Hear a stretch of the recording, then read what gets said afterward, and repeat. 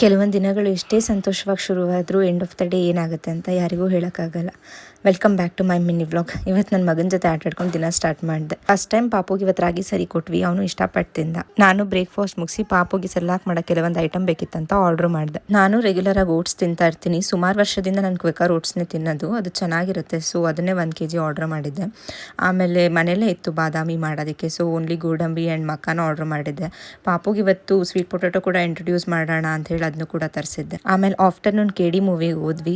Movie ಅಂತೂ ತುಂಬ ಚೆನ್ನಾಗಿದೆ. ಯಾರೆಲ್ಲ ಹೋಗಿ ನೋಡಿಲ್ಲ ಹೋಗಿ ನೋಡಿ. ನನಗೆ ಸುದೀಪ್ ಸರ್ ಅಂದರೆ ತುಂಬ ಇಷ್ಟ. ಅವ್ರ ಎಂಟ್ರಿಗೋಸ್ಕರನೇ ಕಾಯ್ತಿದ್ದೆ. ಅವ್ರ ಎಂಟ್ರಿ ಮಾತ್ರ ಪೀಕಲ್ಲಿದೆ. ಮುಂಚೆನೇ ಹೇಳ್ದಂಗೆ ದಿನ ಎಷ್ಟೇ ಖುಷಿಯಾಗಿ ಶುರುವಾದರೂ ಸಂಜೆ ಅಷ್ಟರಲ್ಲಿ ಏನಾಗುತ್ತೆ ಅಂತ ಹೇಳೋಕ್ಕಾಗಲ್ಲ. ನಾವು ಮೂವಿಗೆ ಹೋಗಿ ಬರೋ ಅಷ್ಟರಲ್ಲಿ ಪಾಪುಗೆ ಜ್ವರ ಬಂದಿತ್ತು. ಟೆಂಪರೇಚರ್ ಚೆಕ್ ಮಾಡಿದೆ, 99.8 ಡಿಗ್ರಿ ಇತ್ತು. ಆಮೇಲೆ ಡಾಕ್ಟ್ರಿಗೆ ಮೆಸೇಜ್ ಮಾಡಿದ್ರೆ ಜ್ವರ ಇದೆ, ಸಿರಪ್ ಹಾಕಿ ಅಂತ ಹೇಳಿದ್ರು. ಅವನಿಗೆ ವ್ಯಾಕ್ಸಿನೇಷನ್ ಹಾಕ್ಸ್ದಾಗ್ಬಿಟ್ರೆ ಇದೇ ಫಸ್ಟ್ ಟೈಮ್ ಜ್ವರ ಬಂದಿರೋದು. ಸೊ ನನಗೂ ಗೊತ್ತಿರಲಿಲ್ಲ ಡೋಸೇಜ್ ಹಿಂಗೆ ಯೂಸ್ ಮಾಡಬೇಕು ಅಂತ. ಡಾಕ್ಟರ್ ಅಲ್ಲೇ ಬಾಕ್ಸ್ ಮೇಲೆ ಇರುತ್ತೆ ನೋಡಿ ಅಂತ ಹೇಳಿದ್ರು. ಅದನ್ನೇ ರೆಫರ್ ಮಾಡಿ ಸಿರಪ್ ಹಾಕ್ತಾರೆ. ನೈಟ್ ಅಷ್ಟಲ್ಲಿ ಜ್ವರ ಕಮ್ಮಿಯಾಗಿ ನಾರ್ಮಲ್ ಆದ. ಓಕೆ, ಬಾಯ್ ಬಾಯ್, ನಾಳೆ ಸಿಗುವ.